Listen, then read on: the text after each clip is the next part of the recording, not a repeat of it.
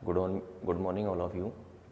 कल हम डिस्कस कर रहे थे एल्डिहाइड, कीटोन और कार्बोक्सिलिक एसिड, जिसके लास्ट चैप्टर तक या लास्ट टॉपिक तक हमने पढ़ लिया था एल्डिहाइड, कीटोन और कार्बोक्सिलिक एसिड के मेथड ऑफ प्रिपरेशन।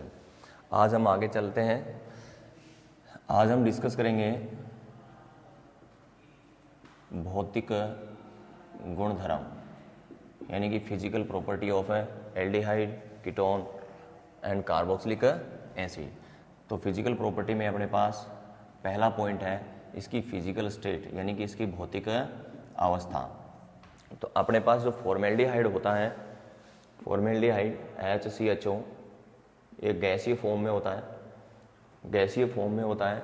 उसके अलावा C2 से लेकर C11 कार्बन वाले एल्डिहाइड और कीटोन लिक्विड फॉर्म में होते हैं, और इसके बाद यानी कि C12 के बाद आने वाले जितने भी एल्डिहाइड और कीटोन हैं वो सारे के सारे सॉलिड स्टेट में होते हैं, सारे के सारे सॉलिड स्टेट में होते हैं।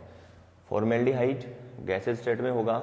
उसके बाद आने वाले जितने भी एल्डिहाइड और कीटोन है कार्बन नंबर 2 से लेकर 11 तक सारे लिक्विड फॉर्म में होंगे, और 11 के बाद आने वाले जितने भी एल्डिहाइड और कीटोन होंगे यानी कि कार्बोनिल कंपाउंड जो होंगे वो सारे के सारे सॉलिड फॉर्म में होंगे। इसका हम डिस्कस पहले भी कर चुके हैं। अगर हम इसका 40% सॉल्यूशन बनाएंगे तो फॉर्मेलिन बनता है, जिसे जंतु उत्तक और पादप उत्तकों को संरक्षित रखने के उपयोग में लिया जाता है। सेकेंड जो पॉइंट आता है इसमें वो आता है इसकी स्मेल, यानी कि इसमें गंध कैसी आती है। तो इसकी स्मेल के अंदर जो एल्डिहाइड जो होते हैं, निमंतर कम कार्बन वाले एल्डिहाइड जो होते हैं उनके अंदर एरोचिकर गंध आती है। जो नंबर ऑफ कार्बन बढ़ते जाते हैं, जैसे कार्बन नंबर 5, 6, 7 वाले एल्डिहाइड जो होंगे उनमें सारे में फ्रूटी स्मेल आएगी, यानी कि फ्लू जैसी गंध आती है, फ्लू जैसी गंध आती है। नेक्स्ट अपना जो है इसमें तीसरा पॉइंट वो है इसकी सोल्युबिलिटी, विलेयता। सोल्युबिलिटी यानी विलेयता। तो निम्न कार्बन वाले जो एल्डिहाइड और कीटोन होंगे वो सारे के सारे वाटर के अंदर विलयशील होते हैं, विलयशील होते हैं, क्योंकि वो सारे के सारे पानी के साथ हाइड्रोजन बॉन्ड बनाते हैं। जैसे ये अपना कार्बोनिल ग्रुप है। कार्बोनिल ग्रुप अगर हम दोनों वैलेंसियों पे हाइड्रोजन या एल्किल ग्रुप लिखते हैं तो एल्डिहाइड, और दोनों पर अगर हम एल्किल समूह देते हैं तो कीटोन ये वाटर के साथ क्या बनाता है, हाइड्रोजन बॉन्ड बनाता है, जिसकी वजह से ये वाटर में क्या होता है, विलयशील होता है। लेकिन इसमें एक ध्यान रखने वाली बात यह है कि नंबर ऑफ कार्बन यानी कि हाइड्रोकार्बन पार्ट बढ़ता जाएगा। कार्बोनिल ग्रुप के ऊपर नंबर ऑफ कार्बन या हाइड्रोकार्बन बढ़ता जाएगा तो इसकी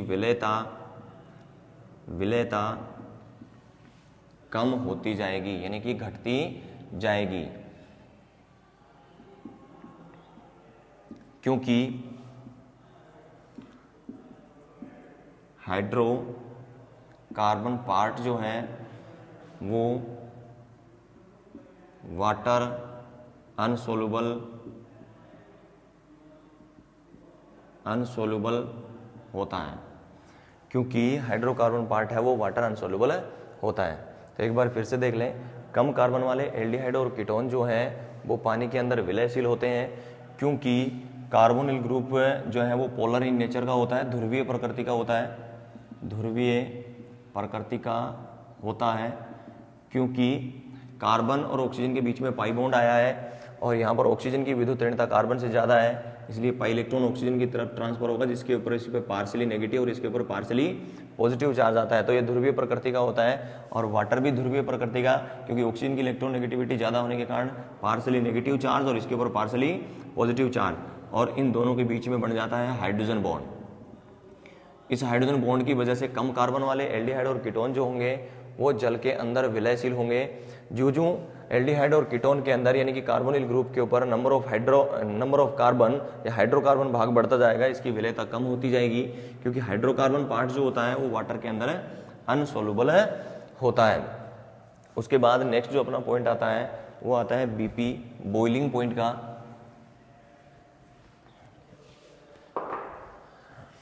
कवंथनांक, जिसको हम बोलते हैं बॉइलिंग पॉइंट।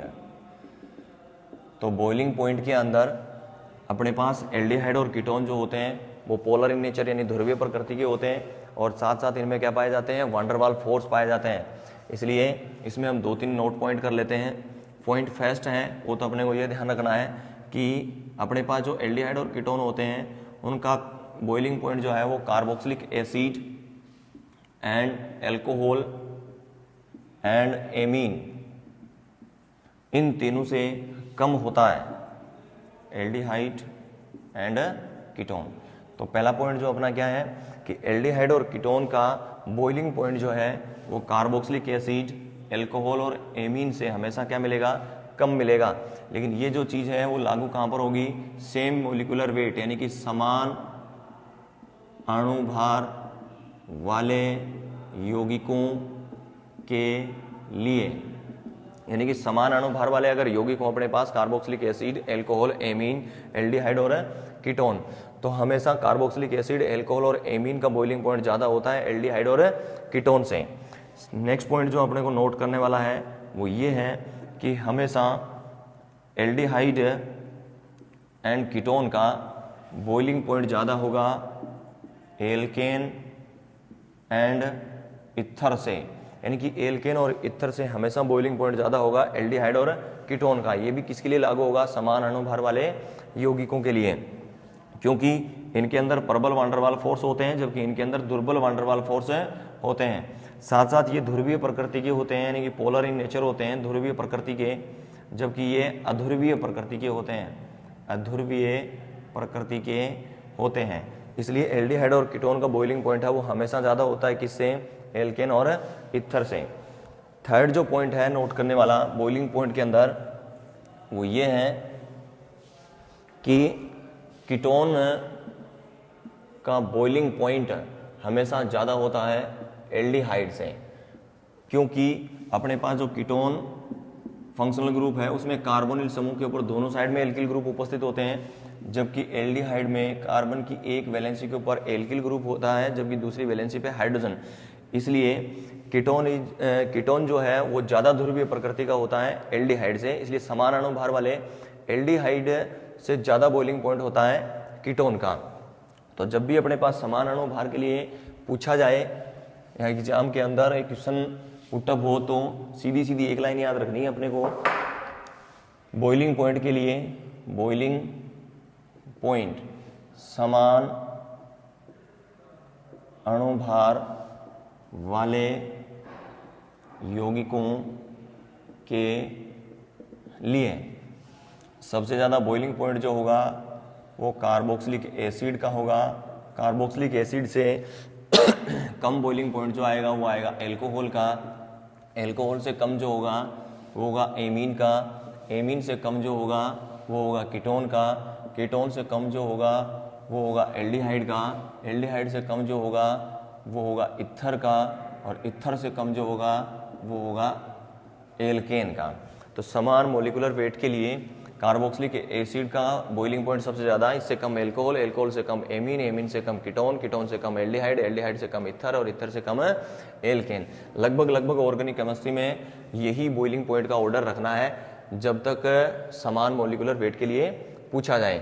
अगर अपने से रीजन पूछा जाए तो हम ये कह सकते हैं कि सबसे ज़्यादा बॉइलिंग पॉइंट कार्बोक्सिलिक एसिड का होने का रीजन ये है कि फर्स्ट बात तो ये है कि ये क्या बनाता है, हाइड्रोजन बॉन्ड बनाता है, अपने अंतराणु हाइड्रोजन बॉन्ड बनाता है। दूसरा, इन यौगिकों के अंदर किसकी कैपेसिटी पाई जाती है, डाइमर यानी कि द्विलक बनाने की कैपेसिटी पाई जाती है, जिसकी वजह से इसका मोलिकुलर वेट जो है यानी अणुभार जो है वो डबल हो जाता है।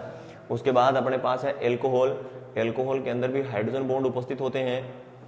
और उसके बाद है एमीन, एमीन भी हाइड्रोजन बॉन्ड बनाता है। लेकिन यहाँ से अपने से क्वेश्चन पूछ लिया जाए कि एल्कोहल का बॉइलिंग पॉइंट जो है वो एमीन से अधिक होता है, क्यों?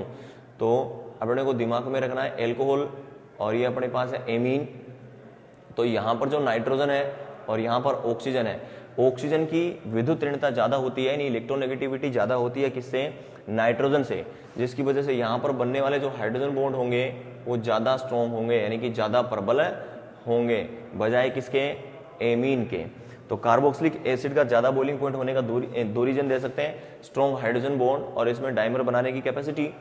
एल्कोहल और एमीन में डिफरेंस देने के लिए हम कह सकते हैं हाइड्रोजन बॉन्ड तो दोनों बनाते हैं, लेकिन एल्कोहल में ऑक्सीजन की उपस्थिति के कारण ये प्रबल हाइड्रोजन बॉन्ड बनाता है, जबकि एमीन में नाइट्रोजन की विद्युत ऋणता ऑक्सीजन से कम होती है। तो एल्कोहल की अपेक्षा एमीन में बनने वाले जो हाइड्रोजन बॉन्ड हैं वो थोड़े दुर्बल प्रकृति के होते हैं। नेक्स्ट हम यहाँ आ जाए या फिर इन दोनों में क्वेश्चन पूछ लिया जाए कि एमीन की बॉइलिंग पॉइंट जो है वो कीटोन से ज्यादा होता है, क्यों? तो ये सीधा सीधा रीजन दे देंगे, क्योंकि एमीन तो क्या बनाता है, अंतराणुक हाइड्रोजन बॉन्ड बनाता है, जबकि कीटोन में हाइड्रोजन बॉन्ड नहीं बनते। इन दोनों में से क्वेश्चन पूछ लिया जाए कि कीटोन का बॉइलिंग पॉइंट ज्यादा होता है एल्डिहाइड से, क्यों होता है? तो इसका सीधा सीधा रीजन ये देंगे कि ये जो है दोनों ही ध्रुवीय प्रकृति के होते हैं, दोनों ही ध्रुवीय प्रकृति के होते हैं, परंतु कीटोन में कार्बोनिल ग्रुप के दोनों साइड में एल्किल ग्रुप प्रेजेंट होने के कारण ये प्रबल ध्रुवीय प्रकृति का होता है, किसकी अपेक्षा? एल्डिहाइड की अपेक्षा। फिर इन दोनों में, इनमें दोनों में अगर डिफरेंस पूछ लिया जाए तो ये कहेंगे कि ये तो दोनों ध्रुवीय प्रकृति के होते हैं, जबकि ये दोनों किस प्रकृति के होते हैं? ध्रुवीय प्रकृति के होते हैं। दूसरा डिफरेंस हम ये दे सकते हैं कि इन दोनों में प्रबल वांडरवाल बल पाया जाता है, जबकि इन दोनों में दुर्बल वांडरवाल बल उपस्थित होता है, दुर्बल वांडरवाल बल उपस्थित होता है। एक बार इस पॉइंट को दोबारा रिपीट करें, अगर समान अणुभार वाले यौगिकों के लिए बॉइलिंग पॉइंट पूछा जाए तो सबसे ज्यादा बॉइलिंग पॉइंट जो होता है वो होता है कार्बोक्सिलिक एसिड का, कार्बोक्सिलिक एसिड से कम एल्कोहल का, एल्कोहल से कम एमीन का, एमीन से कम कीटोन का, कीटोन से कम एल्डिहाइड का, एल्डिहाइड से कम इथर का, और इथर से कम एल्केन का बॉइलिंग पॉइंट होता है। अपने से पूछा जाए कार्बोक्सिलिक एसिड का बॉइलिंग पॉइंट ज्यादा होता है एल्कोहल से, क्यों? तो सीधा सीधा आंसर देना है, क्योंकि कार्बोक्सिलिक एसिड में एल्कोहल की तुलना में प्रबल हाइड्रोजन बंध बनते हैं, और इसके साथ साथ कार्बोक्सिलिक एसिड में डाइमर यानी कि द्विलक बनाने की क्षमता होती है, जिससे वो अपने मोलिकुलर वेट जो है वो डबल कर लेता है, यानी कि डबल उसका मोलिकुलर वेट हो जाता है। नेक्स्ट अपने से क्वेश्चन यहाँ से पूछा जाए कि एल्कोहल और एमीन दोनों हाइड्रोजन बॉन्ड बनाते हैं। अच्छा सा क्वेश्चन बढ़ना है, एल्कोहल यानी कि ROH एंड RNS2 यानी कि एमीन दोनों हाइड्रोजन बॉन्ड बनाते हैं, परंतु इनके बॉइलिंग पॉइंट का जो ऑर्डर जो है वो एल्कोहल का ज्यादा होता है, किससे? एमीन से। तो अपने पास क्वेश्चन ऐसे आ जाए कि एल्कोहल और एमीन दोनों हाइड्रोजन बॉन्ड बनाते हैं, परंतु एल्कोहल का बॉइलिंग पॉइंट एमीन से अधिक होता है। याद रखना, ऐसा अगर पूछा भी जाएगा तो भी समान मोलिकुलर वेट के लिए, नहीं कि समान अणुभार के लिए पूछा जाएगा। तो समान अणुभार वाले एल्कोहल और एमीन दोनों में हाइड्रोजन बॉन्ड उपस्थित होते हैं, लेकिन एल्कोहल का क्वांटनांक एमीन से अधिक होता है, क्यों होता है? तो उसका सीधा रीजन ये देंगे, क्योंकि एल्कोहल में ऑक्सीजन अटम की विद्युत ऋणता यानी कि इलेक्ट्रोनेगेटिविटी एमीन में उपस्थित नाइट्रोजन से अधिक होती है, जिसके कारण एल्कोहल में बनने वाले जो हाइड्रोजन बॉन्ड होंगे वो ज्यादा प्रबल होंगे, और प्रबल हाइड्रोजन बॉन्ड की वजह से इसका जो बॉइलिंग पॉइंट है वो ज्यादा आएगा, किससे? एमीन से। नेक्स्ट जो क्वेश्चन आ सकता है वो यहां से आ सकता है कि एमीन का बॉइलिंग पॉइंट ज्यादा होता है कीटोन से, तो इसका तो सीधा सीधा रीजन दे देंगे कि एमीन में हाइड्रोजन बॉन्ड उपस्थित होता है, जबकि कीटोन में हाइड्रोजन बॉन्ड अनुपस्थित होते हैं। नेक्स्ट है वो यहां से क्वेश्चन पूछ लिया जाए कि एल्डिहाइड और कीटोन का बॉइलिंग पॉइंट ज्यादा होता है एल्केन और इथर से। एल्डिहाइड और कीटोन का बॉइलिंग पॉइंट ज्यादा होता है इथर और एल्केन से, तो इसका रीजन क्या देंगे कि एल्डिहाइड और कीटोन जो होते हैं उनमें प्रबल वांडरवाल बल उपस्थित होते हैं, तथा इसके साथ साथ ही किस प्रकृति के होते हैं? ध्रुवीय प्रकृति के होते हैं, जबकि इथर और एल्केन जो हैं वो उनमें दुर्बल वांडरवाल बल उपस्थित होते हैं, तथा वो अध्रुवीय प्रकृति के होते हैं। नेक्स्ट यहां से क्वेश्चन पूछा जा सकता है कि कीटोन का बॉइलिंग पॉइंट हमेशा ज्यादा समान अणुभार के लिए ज्यादा होता है एल्डिहाइड से, क्यों होता है? तो उसका रीजन भी ये देंगे कि दोनों ध्रुवीय प्रकृति के हैं, दोनों में प्रबल वांडरवाल बल है, लेकिन कीटोन में कार्बोनिल समूह के ऊपर दोनों साइड में एल्किल ग्रुप होने की वजह से कीटोन जो है वो एल्डिहाइड से अधिक ध्रुवीय प्रकृति का होता है, अतः कीटोन का बॉइलिंग पॉइंट जो है वो एल्डिहाइड से अधिक होता है। तो ये जो फॉर्मूले अप्लाई करने हैं वो तो कहाँ अप्लाई करने हैं? जिन कंपाउंडों के मोलिकुलर वेट क्या आएंगे? सेम आएंगे उन मोलिकुलर वेट के लिए अपने को यही फॉर्मूला अप्लाई करना है। जैसे हम एक क्वेश्चन ले लें, अपने से पूछ लिया जाए कि अपने पास फॉलोइंग कंपाउंड्स दिए गए यानी निम्नलिखित यौगिक दिए गए हैं, उन यौगिकों के बॉइलिंग पॉइंट का क्रम लिखिए। जैसे हम यहाँ पर लिख रहे हैं ए में हमने लिख दिया CH3 CH2 CH2 OH यानी कि प्रोपेनॉल, यानी कि प्रोपेनॉल। बी हमने यहाँ पर लिख दिया CH3 CH2 CH और O यानी कि हमने लिख लिया 3 कार्बन है, प्रोप सिंगल बॉन्ड है एन और एल्डिहाइड के लिए एल, प्रोपेनेल। नेक्स्ट हमने जो डी वाला पॉइंट है वो लिख लिया CH3 CH2 OCH3। सी वाले के लिए हमने लिखा ethyl methyl ether, ethyl methyl ether, या फिर इसका IUPAC नाम लिखेंगे तो सबसे पहले लॉन्ग कार्बन चेन बना लें। लॉन्ग कार्बन चेन में अपने पास 2 कार्बन है, 2 कार्बन है, इसको इसलिए लिख देंगे एथ, सिंगल बॉन्ड के लिए क्या लिख लेंगे एन, और इसके ऊपर जो ग्रुप जुड़ा हुआ है वो जुड़ा हुआ है मेथोक्सी, तो इसका नाम हो जाएगा मेथोक्सी एथेन। चौथा जो पॉइंट है यानी कि चौथा अपने पास जो कंपाउंड है वो ले लिया हमने CH3 CH2 CH2 और NH2 यानी कि हमने ले ली एमीन, और इसका नाम जब हम लिखेंगे वो क्या लिखेंगे 3 कार्बन है तो प्रोप सिंगल बॉन्ड के लिए एन, और ये एमीन यानी कि प्रोपेन एमीन। इसके अंदर 5वां पॉइंट यानी कि 5वां कंपाउंड जो हम ले रहे हैं वो ले रहे हैं CH3 CH2 COOH यानी कि हमने जो लिया है 3 कार्बन हो गए अपने पास, 3 कार्बन है तो प्रोप सिंगल बॉन्ड है तो एन, और कार्बोक्सिलिक एसिड के लिए लगाते हैं ओइक एसिड यानी कि हो गया प्रोपेनोइक एसिड। हमने भी यहाँ पर 5 कंपाउंड लिए हैं, 5 कंपाउंड्स के अंदर यहाँ पर एक कंपाउंड और लिख लेते हैं CH3 C+O CH3 यानी कि अब की बार हमने ले लिया है एसीटोन, और एसीटोन का IUPAC नाम प्रोपेनोन। तो यहाँ पर हमने 5 ऑर्गेनिक कंपाउंड लिए हैं और इन 5 ऑर्गेनिक कंपाउंड का लगभग मोलिकुलर वेट सेम है। इन सेम मोलिकुलर वेट के लिए अपने से पूछा जाए कि इनमें से बॉइलिंग पॉइंट सबसे ज्यादा किसका होगा, तो सबसे पहले मोलिकुलर वेट आप निकाल लेंगे।